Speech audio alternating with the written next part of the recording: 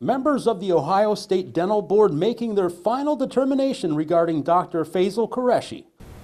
The board, in its expertise, has determined that suspension of the dental license and permanent revocation of the general anesthesia permit is necessary to adequately protect the public.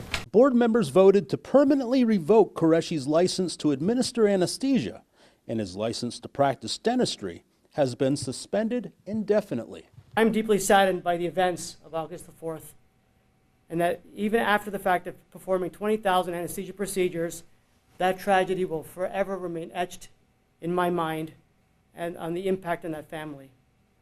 My desire to being committed to serving the people of Ohio and educating our future profession stands very strong in my mind, and I hope to continue that career. You or the public may have seen on media accounts, which I would say is one-sided, which did not have Dr. Qureshi's input, and which is being driven, unfortunately, by personal injury attorneys who do have a vested account in the outcome of this. The hearing was not just one-sided. Qureshi and his attorney didn't want to comment, citing pending litigation. Dr. Qureshi, do you mind if we ask you a question? No, I have no comment other than the comments I'm going to make to the board. This case is surrounding the death of 48-year-old Matthew Miller from Lorain County. In 2023, he went to Qureshi's practice, the Visage Surgical Institute in Medina, to have 3 of his teeth pulled. Qureshi chose to do the procedure under general anesthesia. Within minutes, Miller stopped breathing and died at a hospital 4 days later. The dental board investigated and accused Qureshi of making several mistakes. They say Qureshi failed to have Miller cleared by a physician prior to the procedure. They say he administered a series of narcotics including Versed, fentanyl, ketamine, and Propanol, one right after another without stopping to make sure they were working. They also accused Qureshi of not properly monitoring Miller while he was under anesthesia.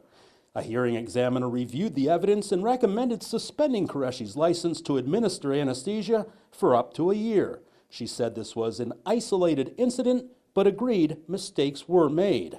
At the hearing, we heard statements from Qureshi, his attorney, and the Attorney General's office. Qureshi didn't use a stethoscope to do an evaluation of the heart and lungs. It's almost laughable that to say that to someone with as much experience and education as Dr. Qureshi, frankly, that he is a head of the Oral and Maxillofacial Surgery Center for training oral surgeons at Case Western. And once again, board members voted to revoke Qureshi's license to administer anesthesia altogether. They voted to suspend his license to practice dentistry indefinitely, but not for a period less than 90 days. Qureshi does have the right to appeal this decision. Meanwhile, the civil lawsuit against him still continues, and we'll continue covering that and bringing you any of the latest updates. In Columbus, Mike Mason, 19 News.